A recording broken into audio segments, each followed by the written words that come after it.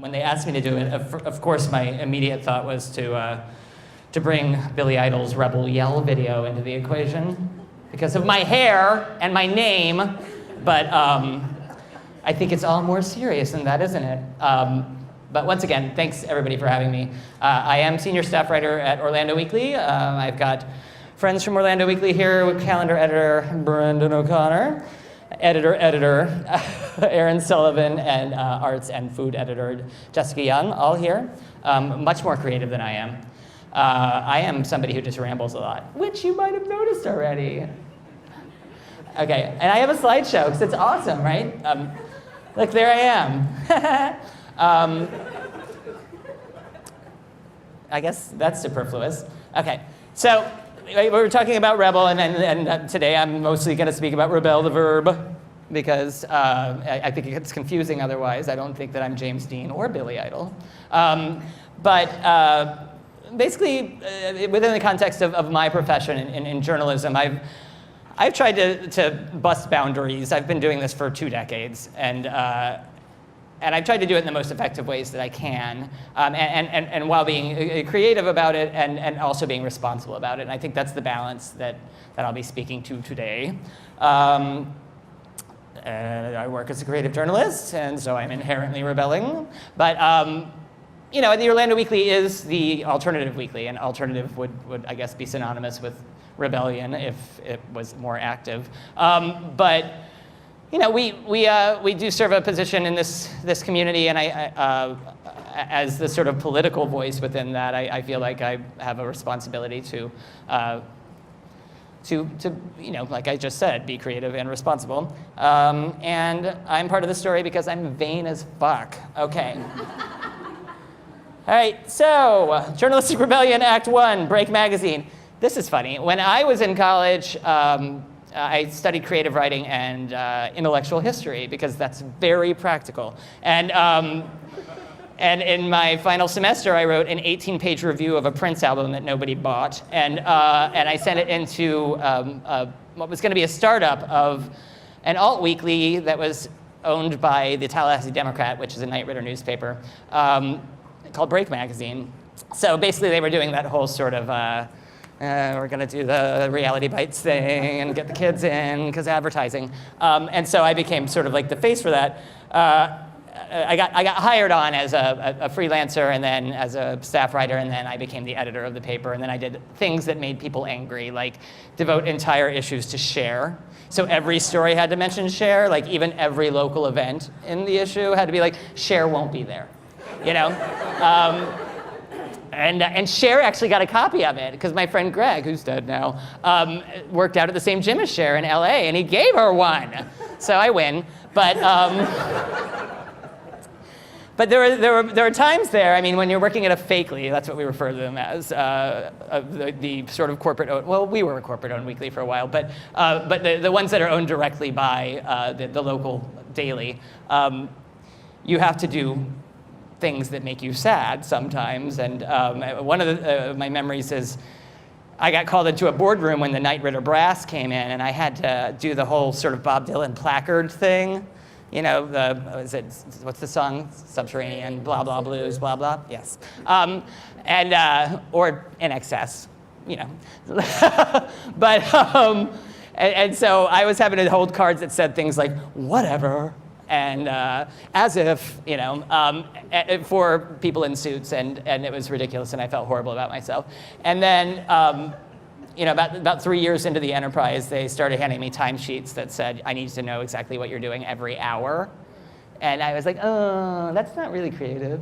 Because I was literally off the record, doing drugs and staying up all night writing. Like, I would come in the office and I would write the entire issue. Like, I was in my 20s. It's okay. I'm 41 now. Everything's different. But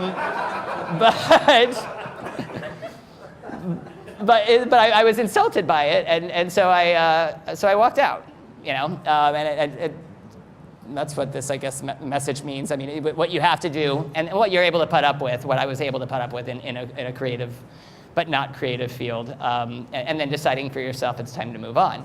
So I moved on, and I came to Orlando in 1997, and started out doing freelance music journalism with the paper, mostly because our former arts editor, Lindy Shepard, had family in Tallahassee who knew who I was, and I sent them 17-page Prince reviews as well, and they saw some promise in my writing, and they saw that what I had done in Tallahassee had shaken things up a little bit. They wanted me on, and so I came on through various acts of happenstance. Meaning I got a job in the advertising department so that I could be in the building at the Orlando Weekly. I got my own column, and the first column was the B-list, and that's what is represented here. Terry Colin does these artwork things for The Atlantic. He does Andrew Sullivan. So I was very fortunate to have this done because of my friend Dave Plotkin. But I started doing the B-list, which I don't know if you remember the early 2000s Orlando, but the early 2000s Orlando involved a lot of like has-been celebrities coming to the convention center and talking about like soy products. So I would always just go and sit down with like Marlena from Days of Our Lives and to talk to her seriously about soy products. And then I would just completely rewrite the entire conversation as a column because like just what was going on in my head the entire time, because I thought that was more important, right? And then at some point we got a new editor, Bob Whitby, who's no longer our editor, because Aaron is, and he was like, I want something more dangerous. And so my first Blister column, and you see the cleverness of all of this, you guys don't miss it. B-list to blister, get it? Blister, like I was going further, was that I picked up a crackhead outside of Southern Nights when I locked my keys in my car, and drove him around to crack houses and did crack with people in Paramore. It was awesome. And I wrote about it, and Jessica back there actually complained because she feared for my safety, and she's done that several times, and it's awesome. But yeah, so I basically made, I was doing memoirs before memoirs were cool. I was James Fry before James Fry. Shut up. James Fry's a friend of mine. But the lesson there is that, if you're interpreting reality and you're communicating reality and you're able to be engaging, and you can insert yourself in the story because the format allows it, then you should. And you should insert the most hilarious parts of yourself that you know. And that's what I tried to do with Blister and B-List, and that lasted for a full decade, and it still reads well. So I'm happy about it, I guess. This was hilarious, too. I don't know if you guys remember back in 2007. At that point, I had become a staff writer at the Weekly in the sort of political realm. And we were targeted by the Metropolitan Bureau of Investigation because we were running lady ads in the back of the paper, like all weeklies were, like the Village Voice was, like everyone was. But coincidentally, we had also reported on the agency for a long time about them sending dick pics, on state-owned phones, basically, and we showed the pics. But the MBI is this sort of weird fake FBI operation that involves the Sheriff's Department, the Florida Department of Law Enforcement, and OPD. And it's run by a bunch of fat guys in jean shorts and Hawaiian shirts who are sort of undercover. At any rate, so they had an undercover operation against us. They had people come in with cameras in their purses, and this whole thing blew up, and they busted some of our ad salespeople at a job fair because it was classified ad salespeople, and everything went to hell. And the publisher and the business manager of the paper and myself were all like behind the dumpster outside of it wasn't the Embassy Suites. What hotel was that? It was a hotel over I-4 and Jefferson on the other side from where our office was. And it was just one of those moments in journalism where you're like, okay, is this journalism? Or is it crime?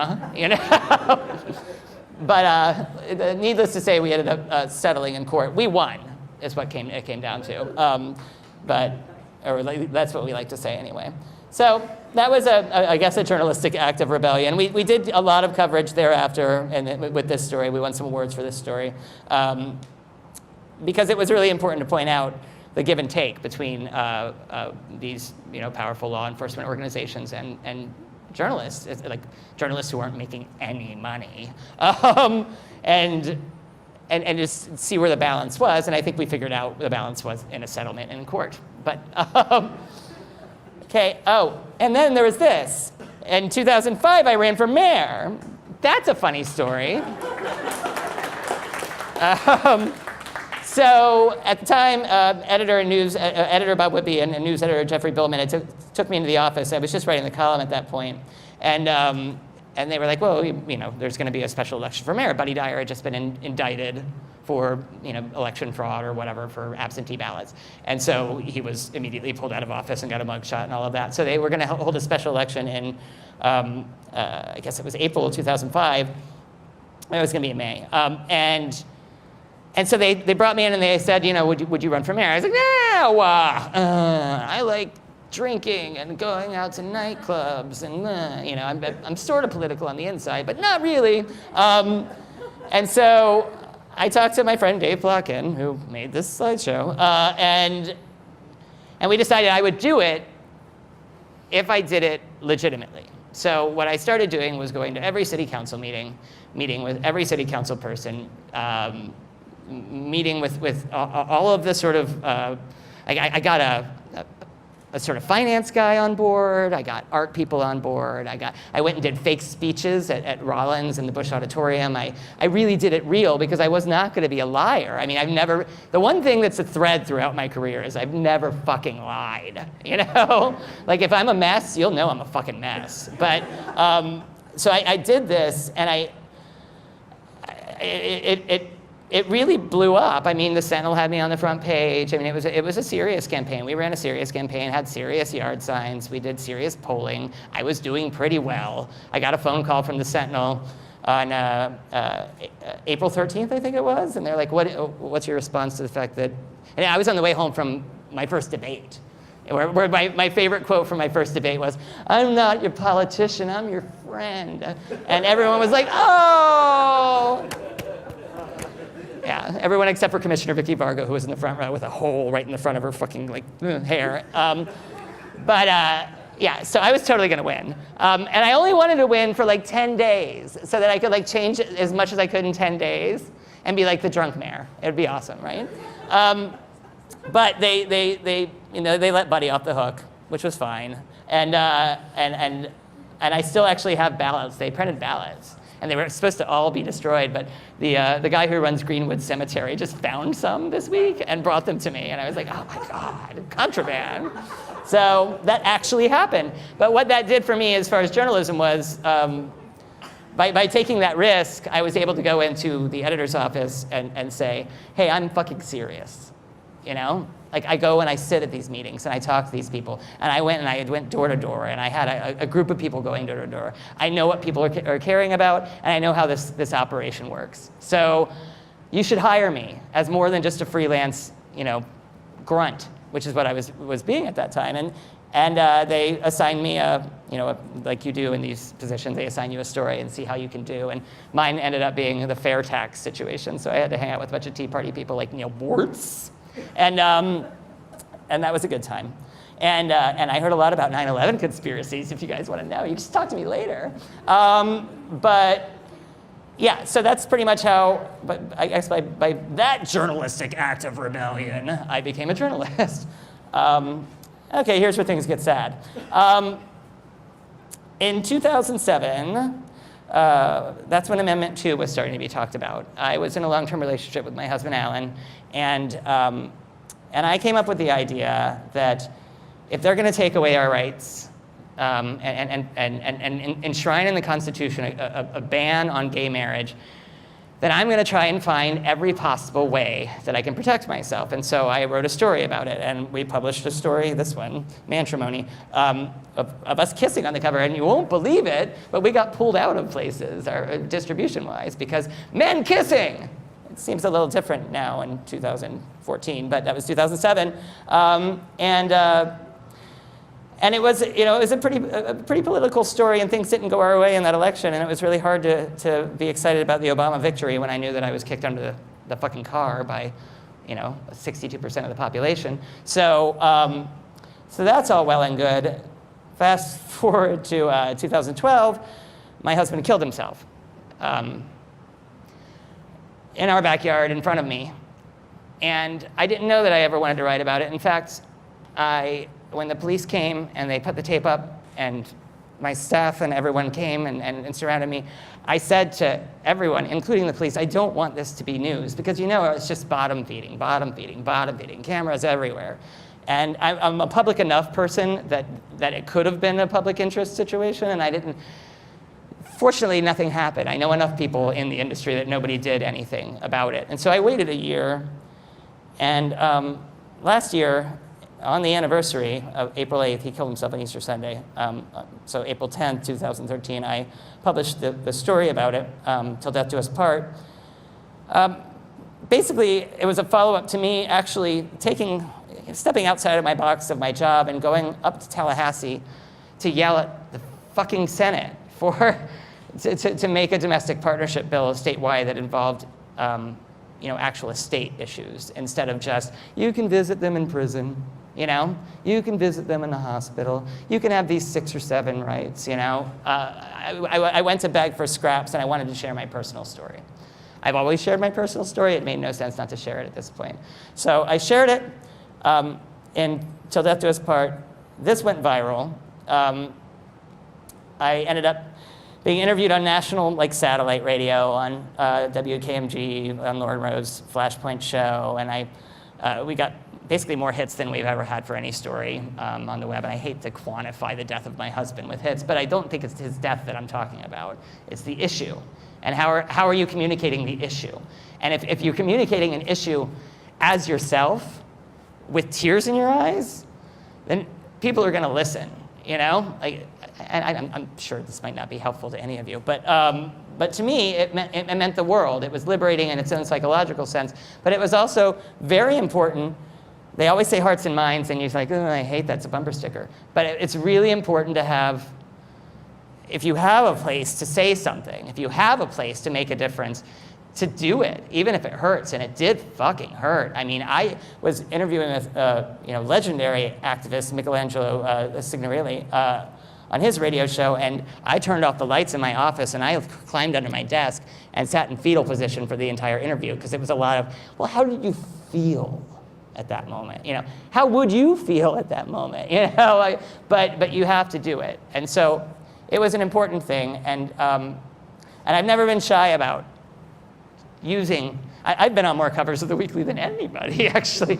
I'm vain, but this was a really, it's my proudest moment, really. Like if I dropped off the face of the earth at this moment, the fact that I did this would mean everything. So, and since then, there's been a documentary film made about it, Billy and Alan, and Life, Love, and Death, Equality Matter, that has been in a bunch of film festivals. I'm showing it in Tallahassee during legislative session again this year, because that bill is back up this year. Last year, because of my testimony, for the first time ever, a gay bill has had a hearing.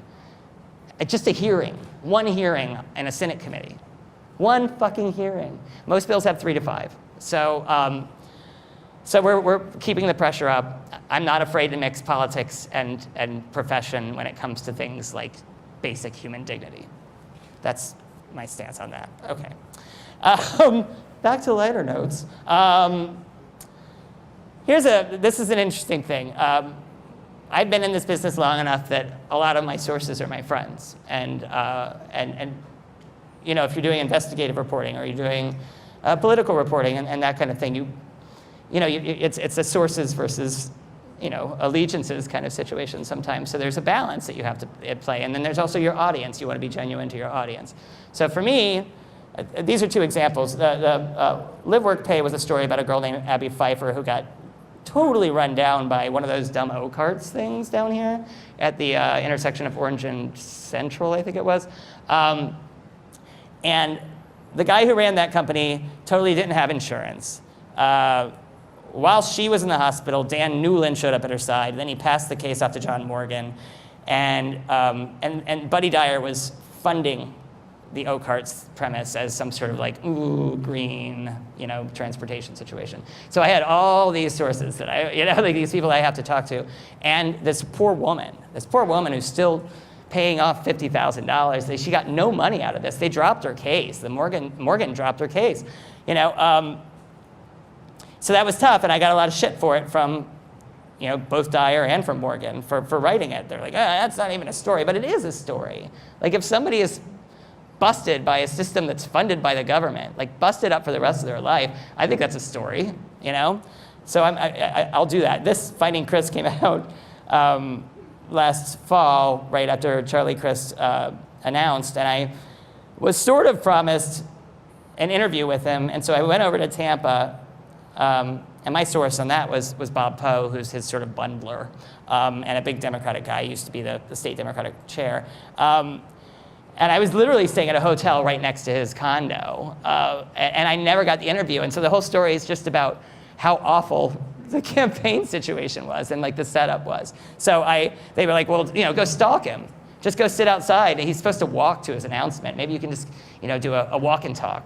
The old West Wing with him, and I was like, all right, so I did it, and it's freezing outside, and I'm like, I'm stalker reporter then, all of a sudden, I'm TMZ, and I had met Charlie at an event prior to that, and then the following week at an event at John Morgan's house with Harry Reid. I'm name dropping right now, look at me, and this whole story is name dropping though, but I mean, I was just trying to show like the sort of setup of it, because he would actively be like, hey Billy, hey Billy, hey Billy. So I'm like, well, why can't you just talk to me about your positions on things before versus your positions now, And then at the very end of the story, I do get at his announcement, I sort of buttonholed him, and he's like, hey Billy. And that was it.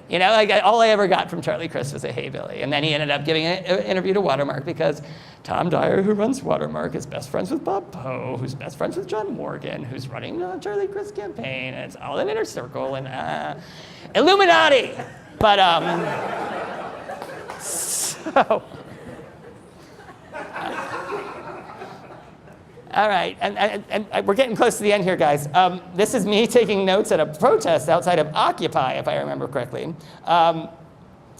This is something that's important to me because I do show up at a lot of protests and I do talk to a lot of people because I don't think that we're getting anything across with bumper stickers and slogans. So what I do in say Happy Town, my column, is I try and make things palatable, readable, entertaining, but still really informative, and all the facts are checked, and all the facts are there, and there is reporting involved. But you're not just going to stand there and say, "Fuck the government." Like you have to have a reason, you have to have a storyline, you have to have some sort of I don't know. To me, it's always like sort of a comedy show, a little bit, and maybe that comes from my old column writing days, but it's a column that I write. So yeah, I mean, for me, I'm engaged with a lot of the activist groups because I think it's important for all of that to be sort of distilled into a conversation, and then also to be responded to by, by the powers that be, but to give more voice, in a sense, to what people's concerns are and what the root of that concern is. If you look at things like economic inequality right now, I'm harping on that heavily every week in my column because there are studies every week that are coming out that are just saying, in Florida especially, how bad this is, but nobody wants to talk about it because numbers, So I make it funny. I talk about Will Weatherford, our state house speaker, as being a Republican beef jerky and my hot rapist boyfriend and whatever, because he's totally a cute guy, a keg stander. And And I get away with it with impunity. But it's satire in a sense, but it's satire with a purpose. So that's another way, I guess, of, I don't know if I'm doing any good here. But we'll find out in the Q&A. So there we go. Back to that. The reason I wake up in the morning is because I have to, because my mind won't shut the fuck up. So I wake up, I know my deadlines, I've got a blog I have to write every morning. I get that done first. I've got phone calls, I've got things to do, and by the end of the day, and after I've delivered a 4,000-word baby, I say to myself, you're not a fraud, you're not a fraud, You did something. The minute Aaron walks into my office and says, nope, it's good, don't see any need for changes, I'm like, okay, I win. So, and these are just hilarious. I got these testimonials when I was pitching a book at one point, but Jared Leto hated me so much because I kept calling him Jordan Catalano the whole time I interviewed him. And his publicist was like, do not mention my so-called life. And I was like, I cannot stop mentioning my so-called life. It is my life. Why are you like that? And then Michael Musto, personal hero, person who made me know that I could write the way that I wanted to write.